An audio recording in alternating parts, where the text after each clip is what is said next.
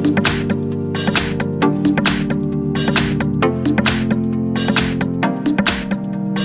everybody, today in front of me I have Black Shark 5 Pro smartphone, and in this video we would like to demonstrate how you can share the Wi-Fi network password on this device. So first of all, you want to somehow get to the Wi-Fi settings page. The quickest way to do that is by swiping down from the top part of your display in order for this notification and control center to appear. Next, locate the Wi-Fi shortcut, tap and hold on it. Here, choose what network you would like to share the Wi-Fi password of. As you can see, I'll go with this one that I'm currently connected to.